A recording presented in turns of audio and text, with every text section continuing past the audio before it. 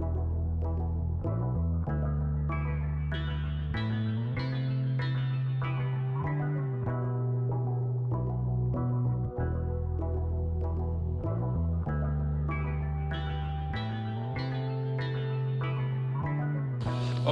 well, all right. I'm Ed Rondthaler, and my wife and I came to Croton 3 weeks before Pearl Harbor in 1941.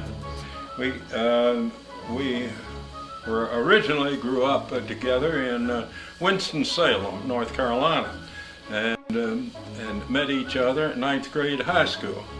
I'd been put back a year, flunked 9th grade, and that got me in her class, and it all came from a Christmas card that I sent her. So we parted. She came to New York before I did to be a nurse, to learn nursing at the Presbyterian Hospital in New York, and of course, I came up after college. I went to the University of North Carolina at Chapel Hill, and came up in 1929.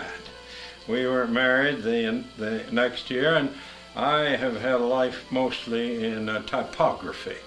It's been my interesting work, and developing photographic typesetting and so forth.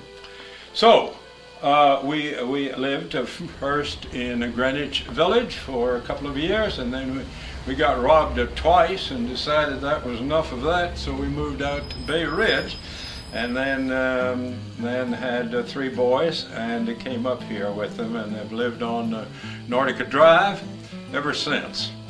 And about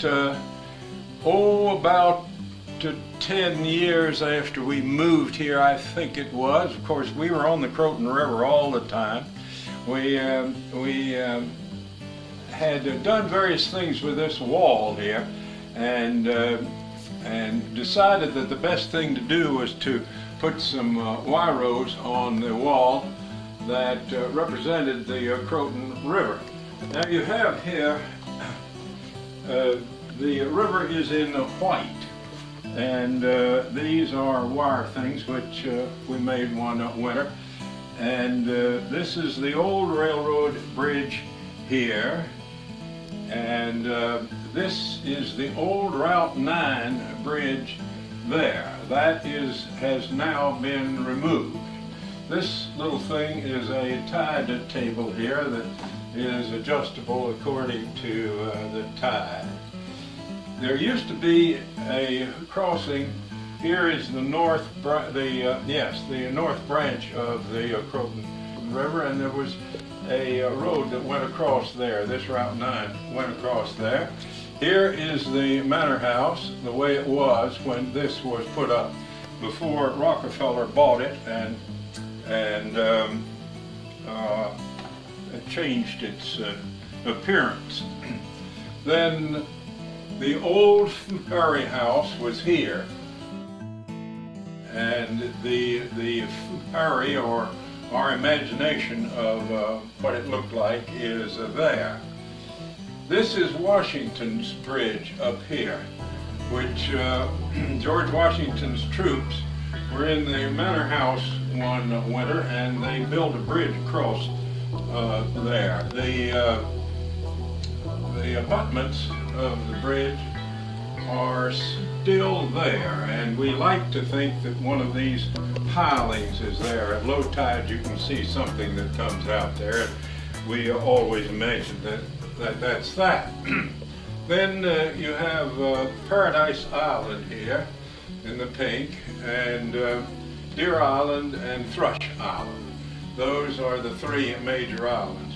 Where we are right now is right here. That's about where our house is. And we have a dock which goes down on the river.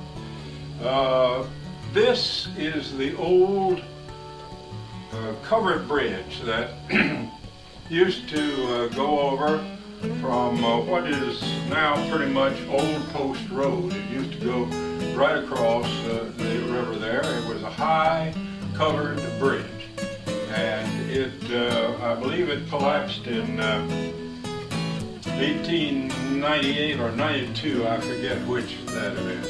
But there was Nico Inn, which was right on the edge there, and that's where the movie stars, Douglas Fairbanks and Mary Pickford and that crowd used to come up there for weekends. So at any rate, in about 1910, they used to come there.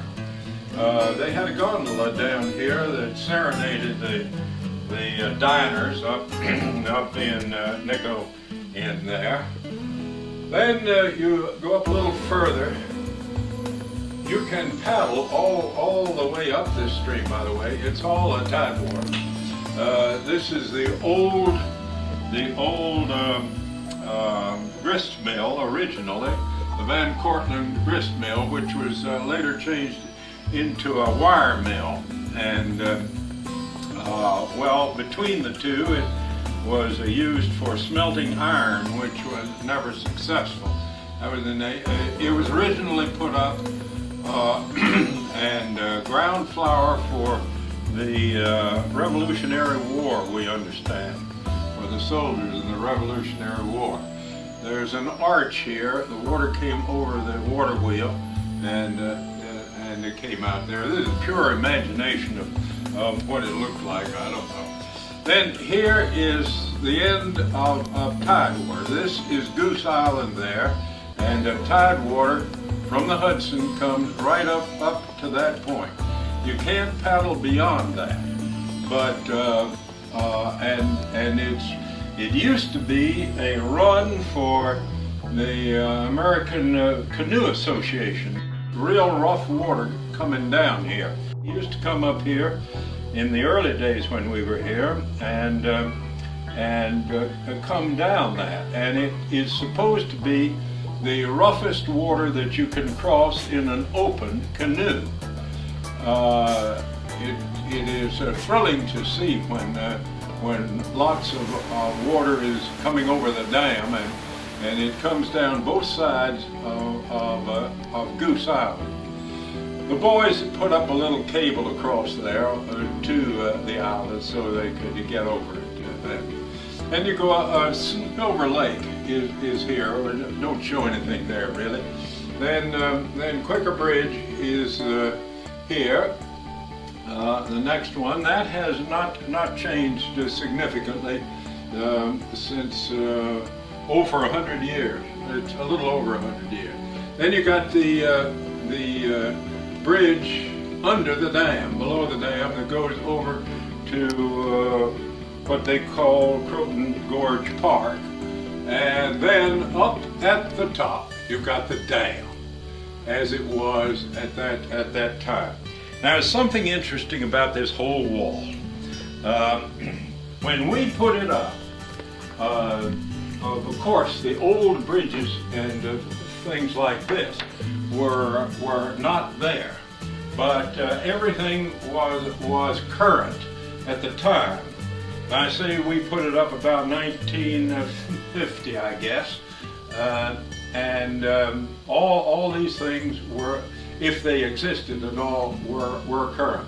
Now, the interesting thing about this is that in those years, 45 years or so, everything on this has changed. The railroad no longer has the old smoky locomotives. This bridge is gone, replaced by a new one that comes across here. That bridge is gone, not replaced at all. The Manor House has been completely changed, the appearance of it, when Rockefeller got it, completely changed it to the way it was long before that.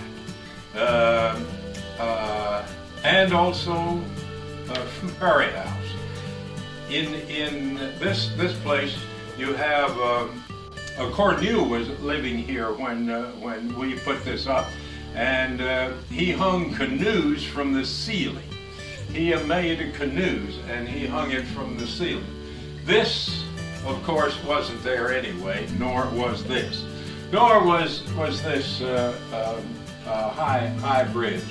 And the remains of this are very scarce there. This little cable that went across there is no longer there. Quaker Bridge has been actually changed, but not in appearance, which is wonderful that it hasn't been changed in appearance. When we put this up, this little bridge below the dam, they had stopped running the fountain, so no overflow was coming out as it is there. And now they have again begun to run the fountain, and that overflow is again restored. And the dam itself has been lowered after the great flood of October the 15th, 1955, I believe it was. And also the arch has been changed, that old one rusted. So the point that I'm trying to make is that in 45 years, everything changes. History gets made in so short a time. It is really amazing at how these things, all those that were occurring, have in one way or another changed in that short